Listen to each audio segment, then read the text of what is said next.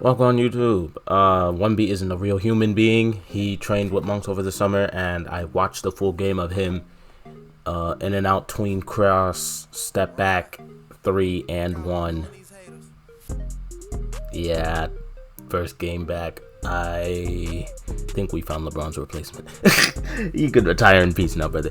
But nah, that one game was crazy, and of course, immediately after, an JxmyHighroller video came out talking about welcome to the NBA. I'm scared. I don't know what we're gonna be entitled for this season. I seen him do some other crazy move yesterday too. He dropped what, like 40 points in 30 minutes, something like that. Sheesh. I don't know. He's a menace. But yeah, make sure y'all like, comment, subscribe. We're gonna react to this video, and yeah, Wemby's a monster. I hope they got the monks a TV and they're watching this. I would hope so. My roommate Ben has been unemployed for the past 3 months. You gotta fight one NBA player and you win their contract. Who are you fighting? Nurkic? They can keep the money. He looks like Katie and Shaq mixed together, my dog. That's how I know you ain't watching the game. You're not watching the games, Pete. He looked like Katie and Shaq mixed together. He do.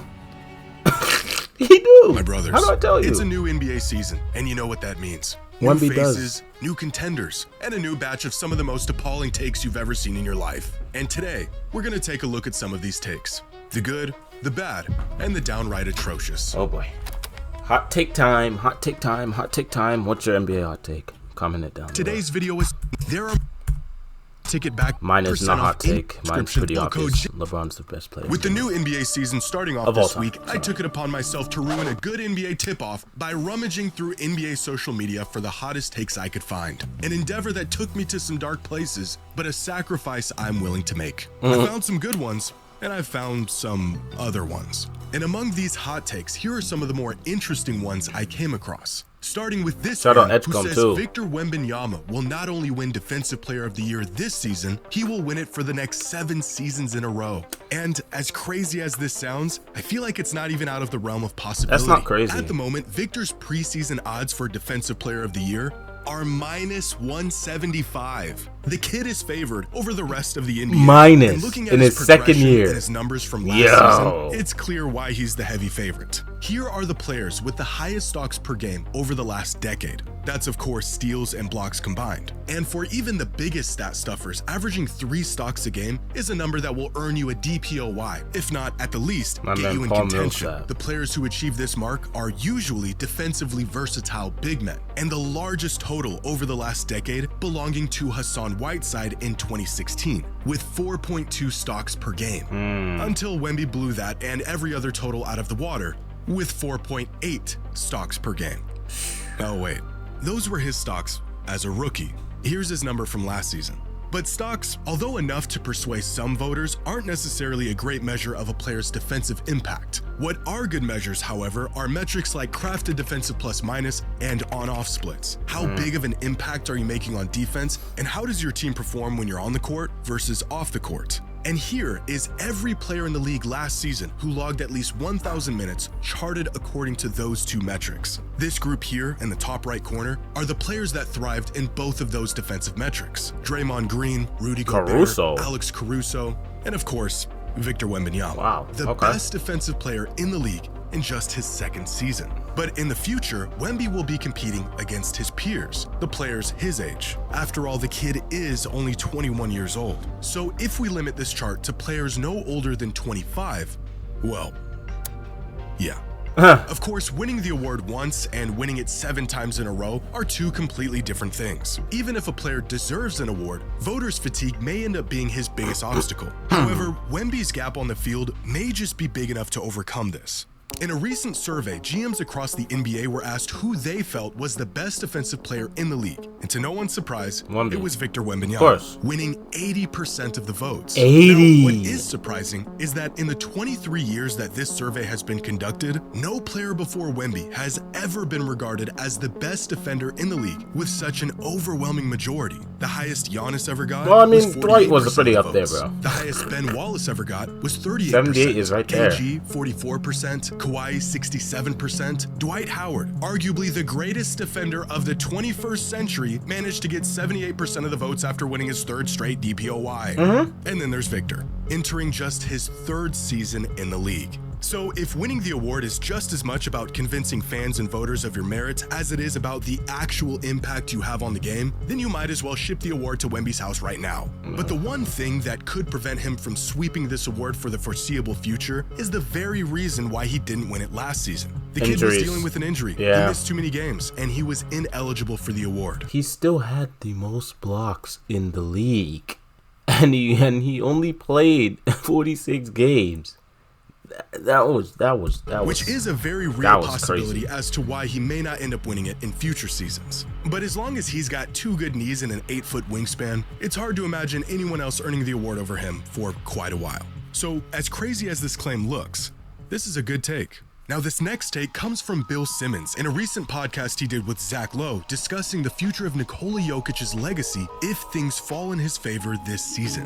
Okay. Is there a star player with a bigger legacy shift brewing on a pot on the stove than Jokic this year? Because if they win the title and he wins MVP again, I think he's indisputably one of the best 10 players ever. I think that has to be the outcome. Top 10. I just don't see how he's not on a top 10 list after that. He has to be. But if Every he year. gets his second one, the names he's next to immediately, not next to like, oh, 3 more years, it's next to immediately are like the holy pantheon of NBA players. He has to be with Bird and Magic at that point. Yeah. I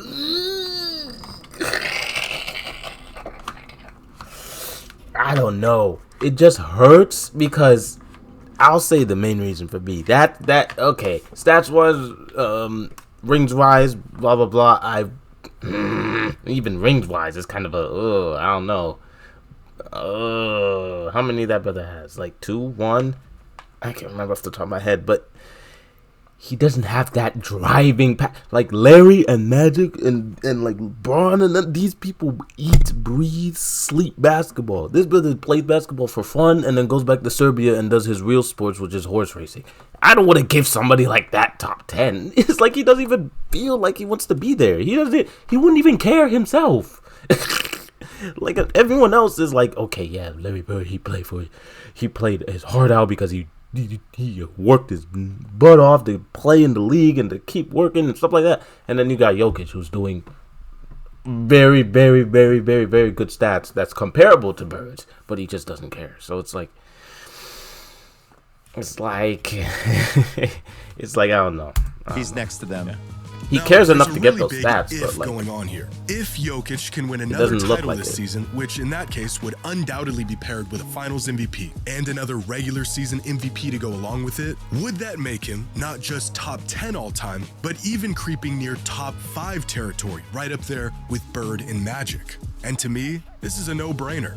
But to my surprise, this was a scorching take for some fans. Many fans would still have him outside No-brainer, of the it's top crazy. 10, somewhere between 12 and 18, which is absolutely absurd. It's tough to make a top 10 list that's agreed upon, but there is a consensus top 12 that pretty much every fan agrees on. And it's these 12 players in no particular order. And Yeah. when you compare Jokic's numbers and accomplishments with these guys, assuming he pulls off the season Simmons described, Jokic clearly belongs in this group and even ahead of a handful of them. There's only 3 players in NBA history who have more than 4 MVPs. Only 5 players in NBA history.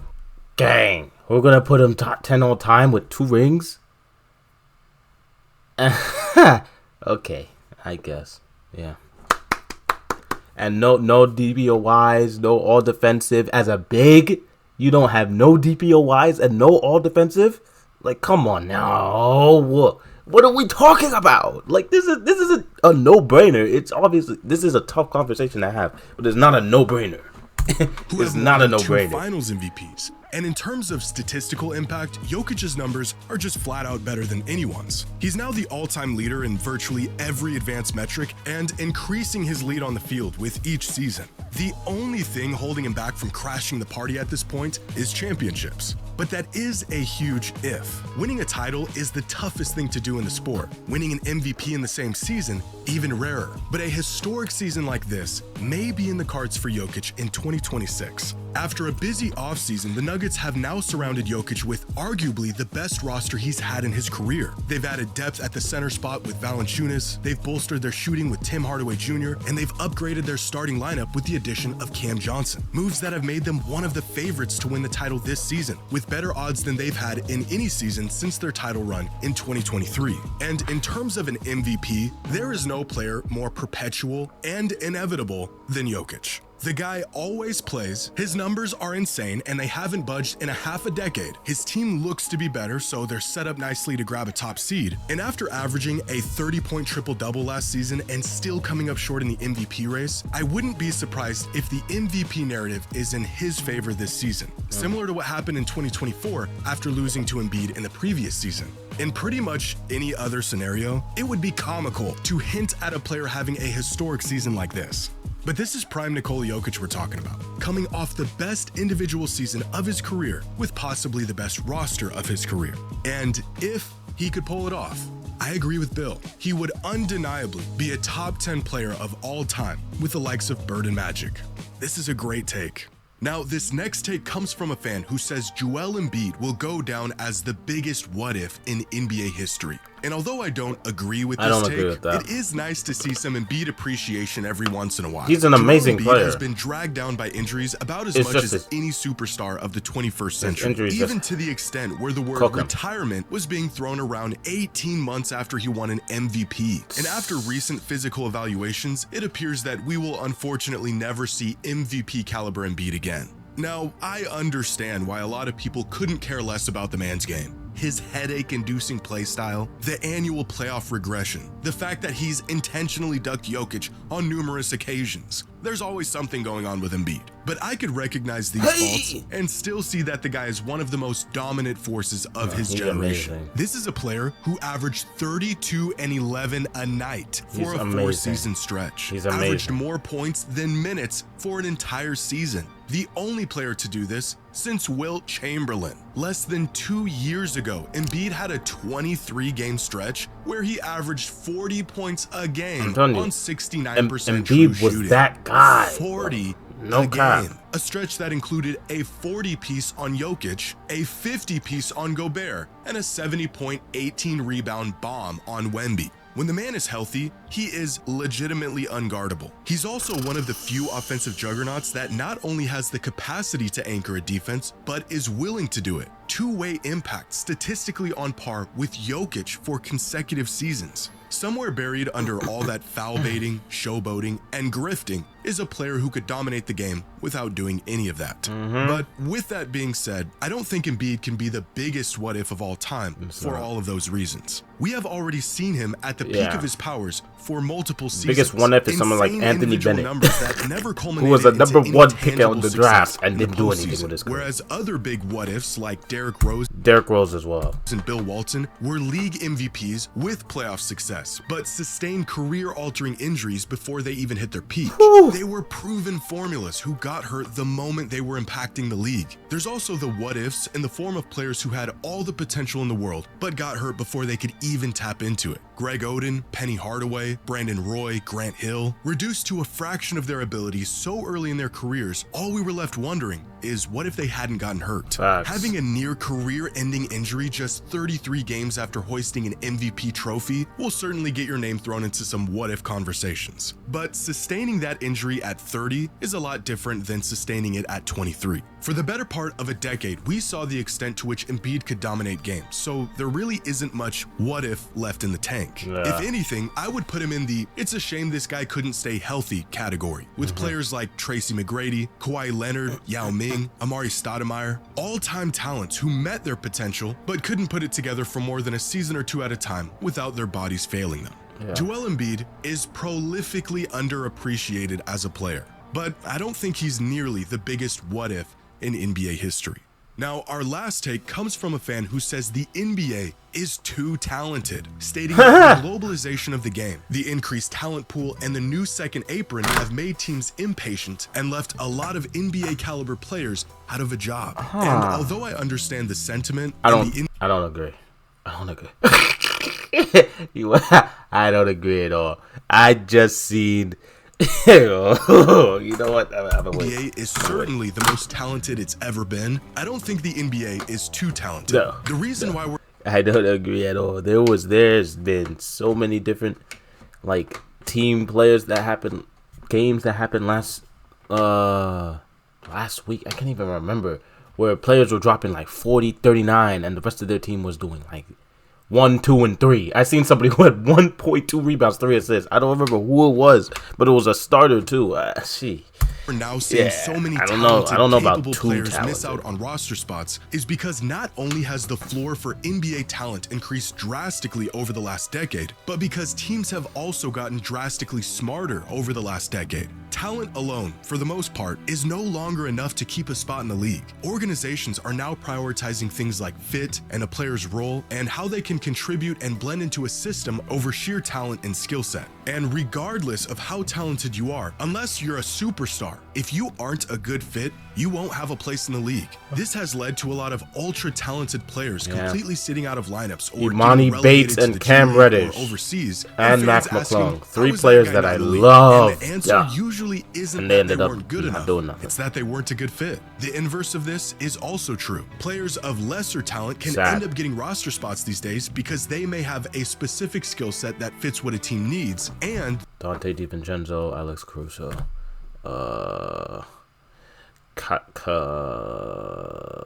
Levert. They're willing to play into that role. There used to be a time where you could say with confidence that the most talented basketball players in the world were all in the NBA. In fact, before the boom of foreign talent in an expansion league, you could argue that there was a time where the NBA had more roster spots than there were NBA caliber players. But this is no longer the case. Today, there are more players with NBA talent than there are NBA jobs, and more NBA level players not in the NBA than ever before. While the talent pool continues to grow seemingly exponentially, the number of roster spots has stayed the same. But you can still find examples today of players who are so talented: DeAndre Ayton, Russell Westbrook, Ben Simmons, and on the upper end, Jordan Poole, D'Angelo Russell, Zach LaVine, that teams are more than happy to pay up and have them on their roster, regardless of if their playstyle or skill set is conducive to the system. What do you mean? Is he trying to say Zach LaVine's game doesn't work with the King system? Bro, LaVine is okay. I'm not even gonna say anything, but LaVine is amazing. LaVine does not need this type of bashment, and neither does Russ. Russ is my favorite point guard of all time. Yeah, him and Dame.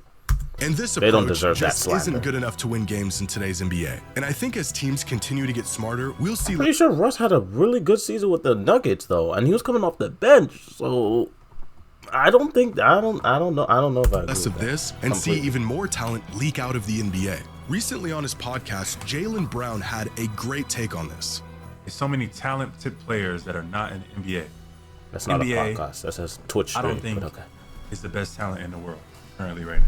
They're taking like the utility guy draft approach, where they just drafting guys that they know are not going to be stars, but will be great role players to develop. So the actually most talented players, it's a lot of talented guys that's not in the NBA right now. I agree with that. The game has changed. I think in the 90s and the 2000s, the best players was in the league. Yeah. Nowadays, in the 2020s, that is not the case. Talent will always be the great filter of the NBA. It decides who gets a chance and who doesn't. But fit and cohesion are more important now than ever before. So I don't think the NBA is too talented. Teams have just shifted their priorities, and talent alone is no longer enough to make it in the league. But I can appreciate this take, and let me know what you think. Talent Share your alone hot is crazy. takes in the comments below. And as always, the hotter, the better. Hot take: Victor Wembanyama wins MVP this year. I don't even know if I agree with that completely. I throw it out there as a take, but it's not my take. I'll say that much. But it's not that hot seeing what he's doing right now, especially with everybody on his team. And I don't know. VJ Edgecombe for Rookie of the Year. Is that too early to say? Ace Bailey ends up becoming a bust. I don't know. I don't know. I'm just throwing out takes. None of these I fully agree with, other than when Wembanyama won the MVP. That could very well happen. But yeah, make sure you like, comment, subscribe. I'm hoping for Cooper Flag success. And yeah, I'll catch you on the next video.